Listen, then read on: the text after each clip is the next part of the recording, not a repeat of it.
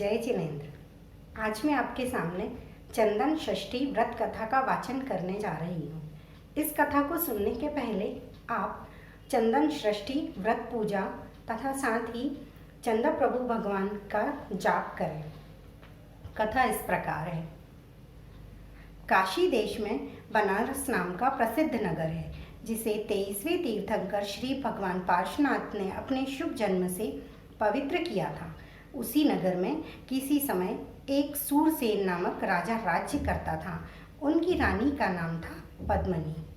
एक दिन वह राजा सभा में बैठा था कि वनपाल ने आकर 6 ऋतुओं के फल फूल लाकर राजा को भेंट किए। राजा इस शुभ भेंट से केवली भगवान का शुभागमन जानकर स्वजन और पुरजनों सहित वंदना को गए। भक्ति पूर्वक प्रदक्षिणा देकर नमस्कार करके राजा मुनि के समक्ष बैठ गए। राजा ने ऋषि मुनिराज से पूछा, अपनी रानी के प्रति मेरा अधिक स्नेह होने का कारण क्या है? यह सुनकर श्री गुरु ने कहा, राजन सुनो, अवंती देश में उज्जैन नाम का एक नगर है। वहाँ वीरसेन नाम का राजा तथा उसकी रानी वीरमती राज्य करते थे। इसी नगर में जिनदत्त नामक सेठ थे। उनकी जयावती नामक सेठानी से ईश्वर चंद्र नामक पुत्र भी था, जो अपने मामा की पुत्री चंदना से पाणी ग्रहण कर सुख से काल यापन करता था। एक समय जिनदत्त और जयावती सेठानी कुछ कारण पाकर दिगंबर दीक्षा ग्रहण कर मुनि और आर्य का हो गए और तब से आयु पूर्ण होने पर तप के महत्व से स्वर्ग में देव व देवी हुए। पिता का पद प्राप्त कर ईश्वर चंद्र सेठ भी सुख से रहने लगे। एक दिन अति मुक्तक नाम के एक मुनिराज मासोपवास के अनंतर नगर में पालना हेतु पधारे। जब ईश्वर चंद्र ने भक्ति सहित मुनिराज का पड़गाहन कर अपनी धर्म पत्नी से कहा कि श्री गुरुदेव को आहार दो। जब चंदना बोली, स्वामिन मैं ऋजुमती हूँ, कैसे आहार दूँ? ईश्वर चंद्र ने कहा, गुप्त चुप रहो, हल्ला मत करो, गुरुदेव मासोपवासी हैं, इसीलिए शीघ्र पालना कराओ। चंदना ने अपने पति का वचनानुसार पालन किया।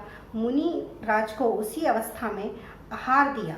श्री मुनिराज तो आहार लेकर वन में चले गए और यहाँ 3 दिन के बाद ही इस गुप्त पाप का उदय होने से पति और पत्नी दोनों के शरीर में कुष्ठ रोग हो गया, जिससे वे दोनों अत्यंत दुखी और कष्ट में दिन बिताने लगे। एक दिन भाग्योदय से संग सहित श्रीमद नामक दिगंबर मुनि उज्जैन नगर के उद्यान में पधारे। नगर के लोग वंदना को गए और ईश्वर चंद्र भी अपनी भार्या के साथ वंदना को गए। भक्ति पूर्वक नमस्कार कर बैठे और धर्मोपदेश सुनने के पश्चात उन्होंने पूछा, हे दयालु, कौन से पाप का उदय आया है जिससे हमारे यहाँ यह व्यथा उत्पन्न हुई है? तब मुनिराज ने कहा, तुमने पात्रदान के लोभ से गुप्त कपट कर ऋतुमती होने की अवस्था में भी आहार दान व मन वचन काय शुद्ध है कहकर अति मुक्तक स्वामी को आहार दिया था। अर्थात तुमने अपवित्रता को भी पवित्रता कहकर चारित्र का अपवाद किया है। इसी पाप के कारण से तुम्हारे यहाँ यह वेदनीय कर्म उदय आया है।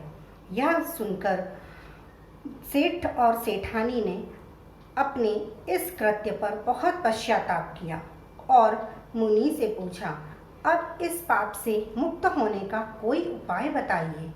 तब श्री गुरु ने कहा, हे भद्र सुनो, अश्विनवदी षष्ठी को चारों प्रकार का आहार त्याग कर उपवास धारण करो तथा जिनालय में जाकर अभिषेक पूजन करो। अष्टद्रव्यों से 6 पूजा करो। 108 बार नमोकार मंत्र का जाप करो। 4 संग को 4 प्रकार का दान दो।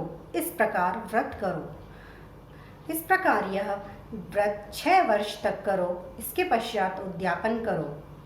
4 प्रकार के आहार, औषध शास्त्र और अभय दान दो। इस विधि को सुनकर मुनिराज की साक्षी पूर्वक दंपति ने व्रत ग्रहण करके विधि सहित पालन किया।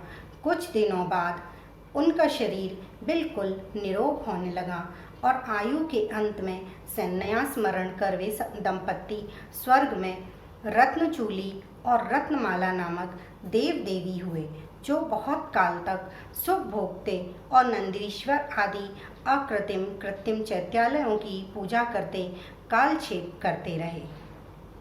अंत में आयु पूर्ण कर वहाँ से चय कर तुम राजा हो और वह रत्नमाला देवी तुम्हारी पटरानी पद्मनी हुई है। परस्पर तुम दोनों का पूर्व भावों का संबंध होने से विशेष प्रेम हुआ है। यह सुनकर राजा को भवभोगों से वैराग्य उत्पन्न हो गया।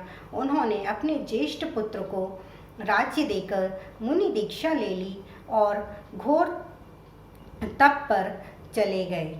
थोड़े ही दिनों में केवल ज्ञान प्राप्त करके वे सिद्ध पद को प्राप्त हुए और रानी पद्मिनी के जीव ने भी दीक्षा ली।